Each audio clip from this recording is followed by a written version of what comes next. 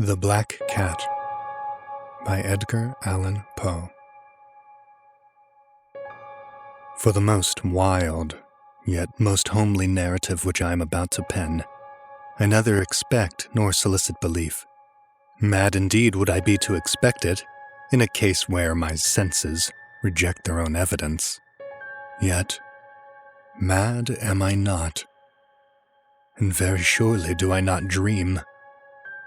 But tomorrow I die, and today I would unburthen my soul. My immediate purpose is to place before the world, plainly, succinctly, and without comment, a series of mere household events. In their consequences, these events have terrified, have tortured, have destroyed me. Yet I will not attempt to expound them. To me, they have presented little but horror. To many they will seem less terrible than Baroque. Hereafter, perhaps, some intellect may be found which will reduce my phantasm to the commonplace.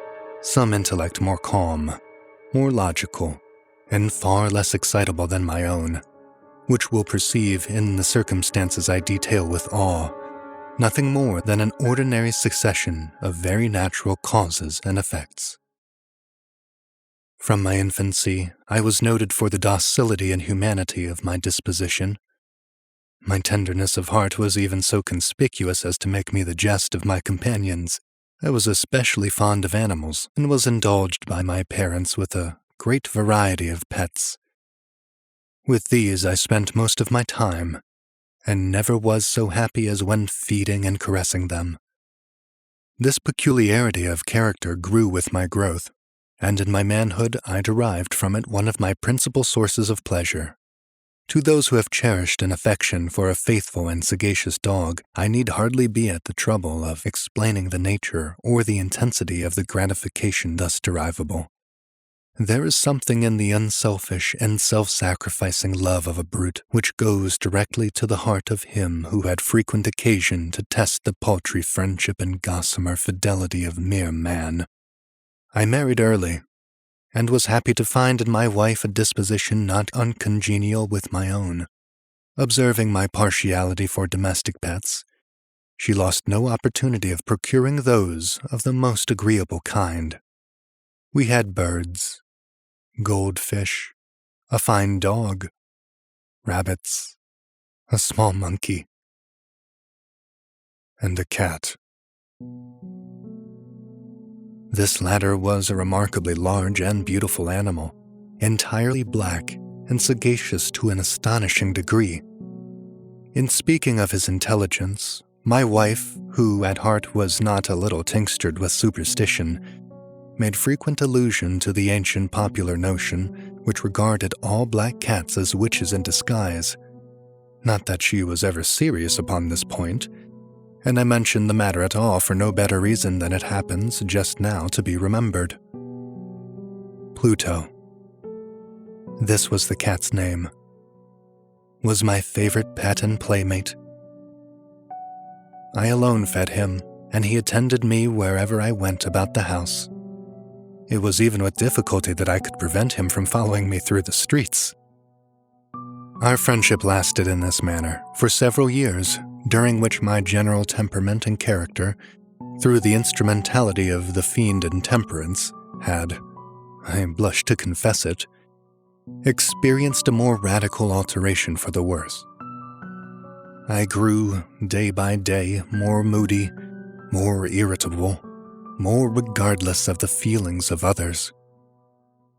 I suffered myself to use intemperate language to my wife.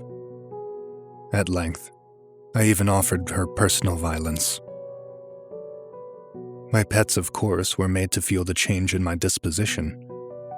I not only neglected, but ill-used them. For Pluto, however, I still retained sufficient regard to restrain me from maltreating him, as I made no scruple of maltreating the rabbits, the monkey, or even the dog, when, by accident or through affection, they came in my way. But my disease grew upon me. for what disease is like alcohol? And at length, even Pluto, who was now becoming old and consequently somewhat peevish, even Pluto began to experience the effects of my ill temper. One night, returning home much intoxicated from one of my haunts about town, I fancied that the cat avoided my presence. I seized him. When in his fright at my violence, he inflicted a slight wound upon my hand with his teeth. The fury of a demon instantly possessed me. I knew myself no longer. My original soul seemed at once to take its flight from my body, and a more than fiendish malevolence, gin-nurtured, thrilled every fiber of my frame. I took from my waistcoat pocket a penknife, opened it, grasped the poor beast by the throat, and deliberately cut one of its eyes from the socket. I blush, I burn, I shudder while I pen the damnable atrocity. When reason returned with the morning, I had slept off the fumes of the night's debauch.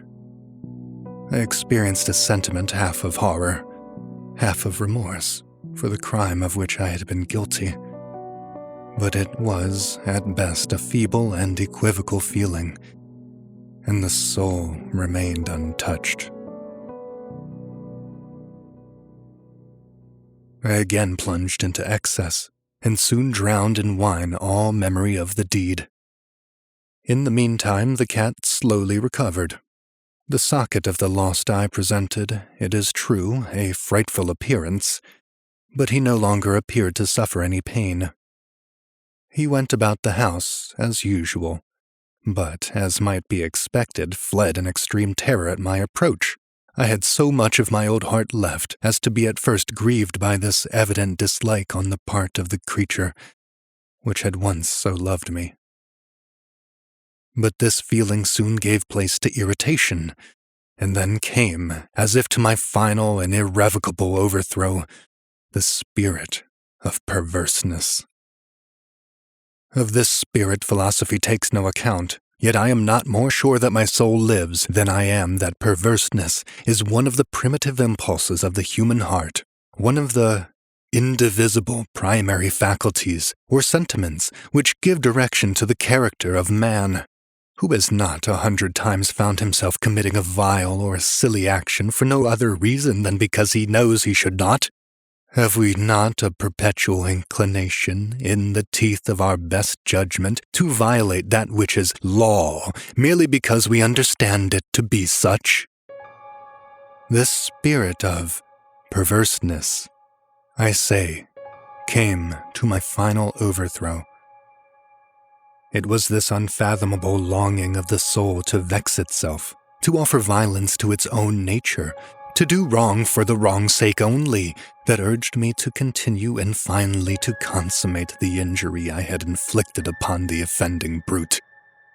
One morning, in cool blood, I slipped a noose about its neck and hung it to the limb of a tree, hung it with tears streaming from my eyes and with the bitterest remorse at my heart.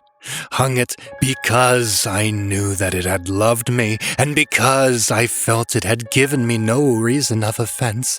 Hung it because I knew that in doing so, I was committing a sin, a deadly sin that would so jeopardize my immortal soul as to place it, if such a thing were possible, even beyond the reach of the infinite mercy of the most merciful and most terrible God.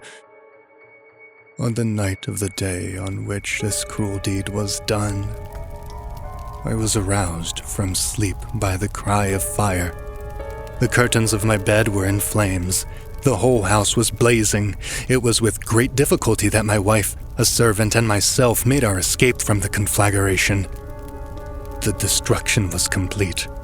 My entire worldly wealth was swallowed up, and I resigned myself thenceforward to despair.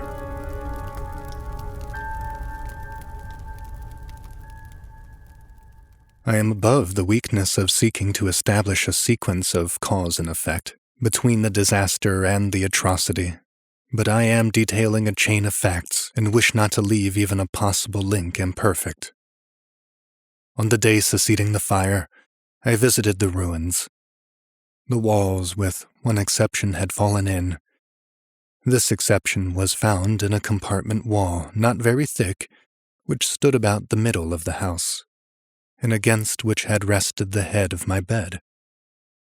The plastering had here, in great measure, resisted the action of the fire, a fact which I attributed to its having been recently spread.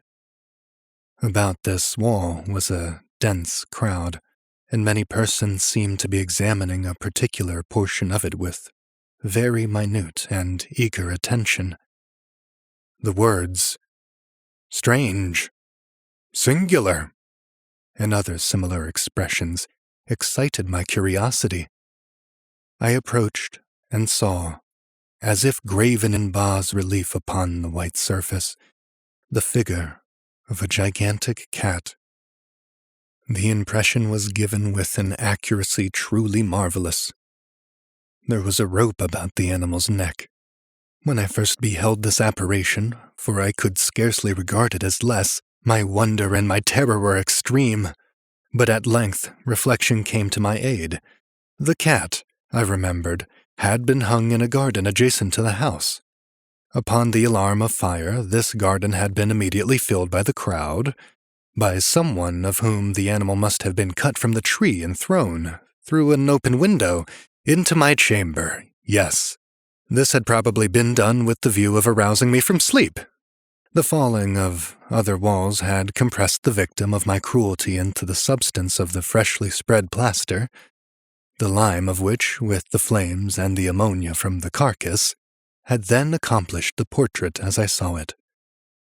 Although I thus readily accounted to my reason, if not together to my conscience, for the startling fact just detailed, it did not less fail to make a deep impression upon my fancy. For months I could not rid myself of the phantasm of the cat, and during this period there came back into my spirit a half-sentiment that seemed, but was not, remorse. I went so far as to regret the loss of the animal, and to look about me, among the vile haunts which I now habitually frequented, for another pet of the same species and of somewhat similar appearance with which to supply its place.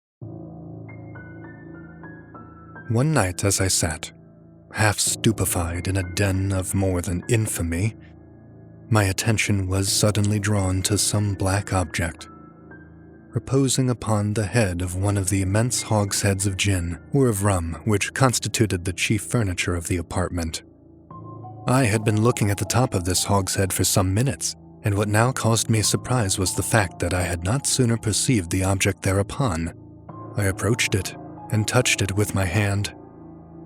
It was a black cat, a very large one, fully as large as Pluto, and closely resembling him in every aspect except one.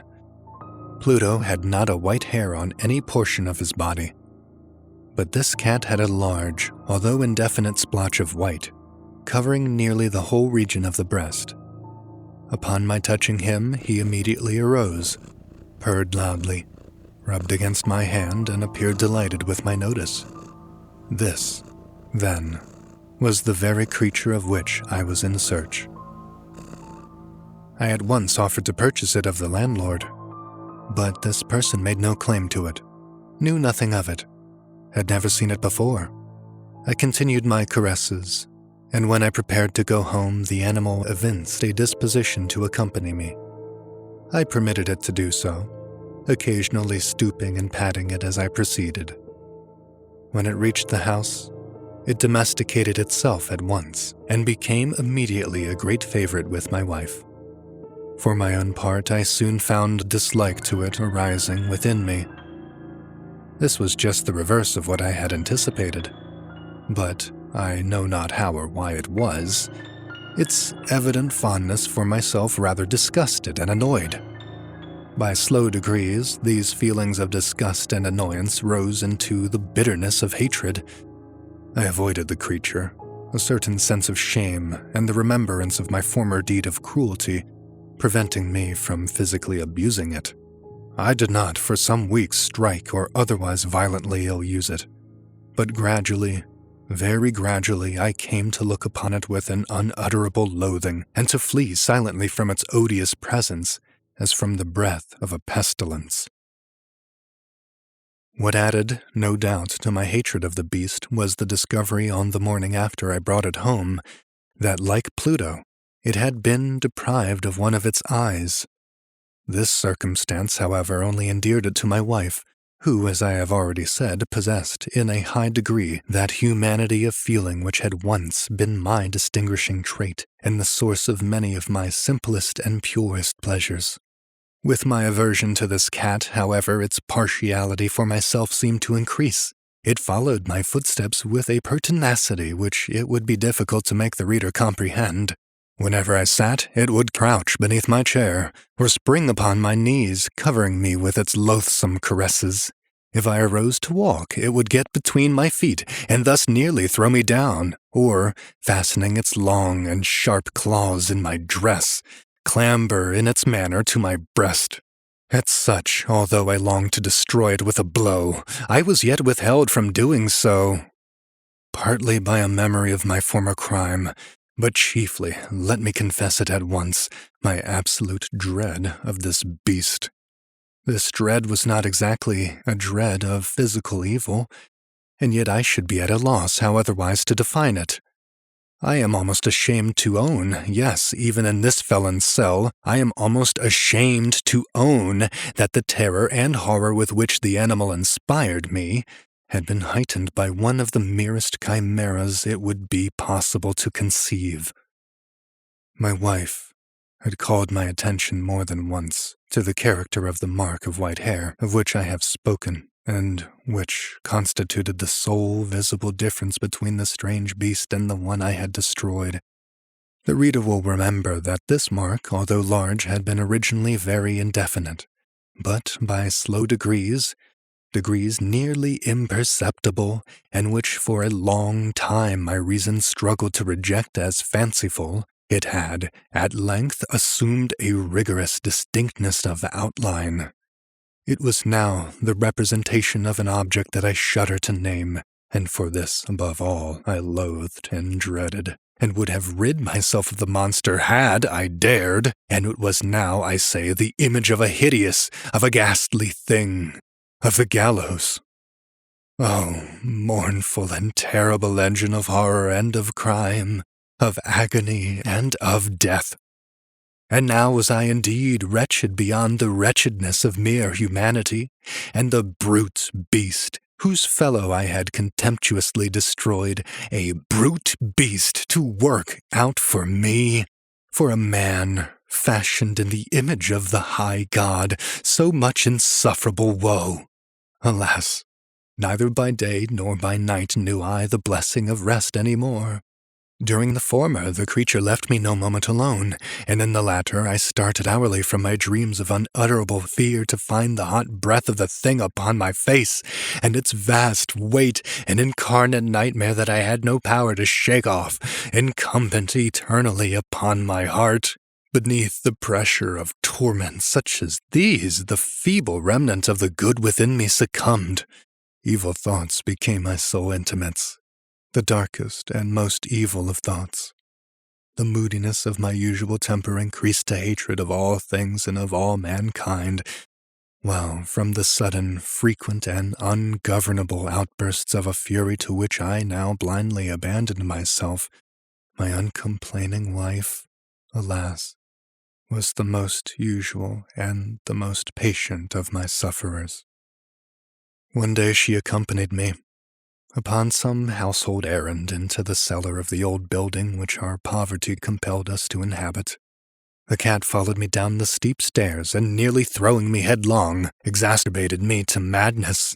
Uplifting an axe, and forgetting, in my wrath, the childish dread which had hitherto stayed my hand, I aimed a blow at the animal which, of course, would have proved instantly fatal had it descended as I wished. But this blow was arrested by the hand of my wife. Goaded by the interference into a rage more than demoniacal, I withdrew my arm from her grasp and buried the axe in her brain. She fell dead upon the spot without a groan. This hideous murder accomplished, I set myself forthwith and with entire deliberation to the task of concealing the body. I knew that I could not remove it from the house, either by day or by night, without the risk of being observed by the neighbors. Many projects entered my mind. At one period, I thought of cutting the corpse into minute fragments and destroying them by fire. At another, I resolved to dig a grave for it in the floor of the cellar. Again, I deliberated about casting it in the well in the yard, about packing it in a box, as if merchandise with the usual arrangements, and so getting a porter to take it from the house. Finally, I hit upon what I considered a far better expedient than either of these. I determined to wall it up in the cellar, as the monks of the Middle Ages are recorded to have walled up their victims. For a purpose such as this, the cellar was well adapted. Its walls were loosely constructed and had lately been plastered throughout with a rough plaster, which the dampness of the atmosphere had prevented from hardening. Moreover, in one of the walls was a projection caused by a false chimney or fireplace that had been filled up and made to resemble the red of the cellar. I made no doubt that I could readily displace the bricks at this point, insert the corpse, and wall the whole up as before, so that no eye could detect anything suspicious. And in this calculation I was not deceived. By means of a crowbar, I easily dislodged the bricks, and having carefully deposited the body against the inner wall, I propped it in that position while, with little trouble, I relaid the whole structure as it originally stood. Having procured mortar, sand, and hair, with every possible precaution, I prepared a plaster which could not be distinguished from the old, and with this I very carefully went over the new brickwork. When I had finished, I felt satisfied that all was right. The wall did not present the slightest appearance of having been disturbed. The rubbish on the floor was picked up with the minutest care. I looked around triumphantly and said to myself, "Here, at least then, my labor has not been in vain." My next step was to look for the beast which had been the cause of so much wretchedness, for I had at length firmly resolved to put it to death. Had I been able to meet with it, at the moment there could have been no doubt of its fate, but it appeared that the crafty animal had been alarmed at the violence of my previous anger, and forebode to present itself in my present mood. It is impossible to describe or to imagine the blissful sense of relief with the absence of the detested creature occasioned in my bosom. It did not make its appearance during the night, and thus for one night at least, since its introduction into the house, I soundly and tranquilly slept. I slept even with the burden of murder upon my soul. The second and the third day passed, and still my tormentor came not. Once again I breathed as a free man. The monster in terror had fled the premises forever. I should behold it no more. My happiness was supreme. The guilt of my dark deed disturbed me but little. Some few inquiries had been made, but these had been readily answered. Even a search had been instituted, but of course nothing was to be discovered. I looked upon my future felicity as secured. Upon the fourth day of the assassination, a party of the police came, very unexpectedly, into the house, and proceeded again to make rigorous investigation of the premises. Secure, however, in the inscrutability of my place of concealment, I felt no embarrassment whatever. The officers bade me accompany them in their search. They left no nook or corner unexplored. At length, for the third or fourth time, they descended into the cellar. I quivered not a muscle. My heart beat calmly as that of one who slumbers in innocence. I walked the cellar from end to end. I folded my arms upon my bosom and roamed easily to and fro. The police were thoroughly satisfied and prepared to depart. The glee at my heart was too strong to be restrained. I burned to say, if but one word, by way of triumph, and to render doubly sure their assurances of my guiltlessness.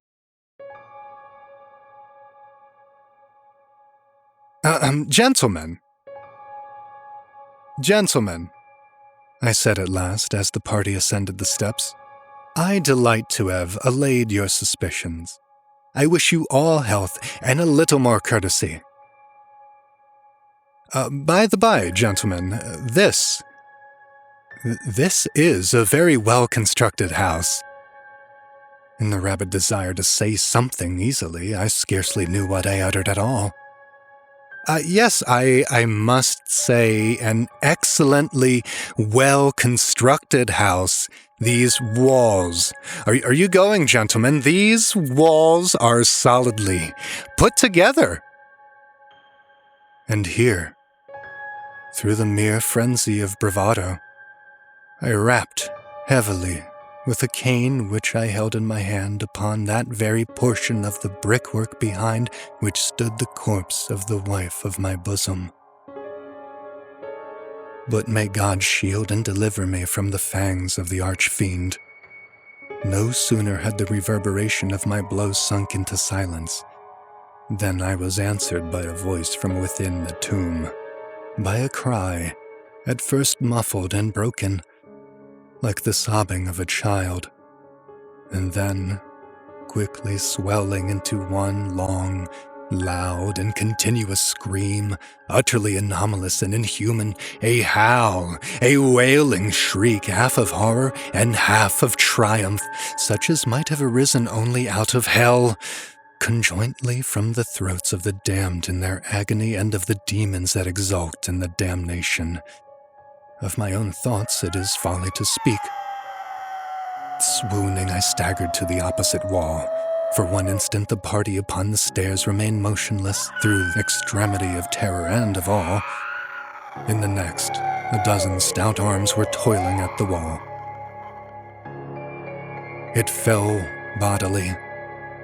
The corpse, already greatly decayed and clotted with gore, stood erect before the eyes of the spectators.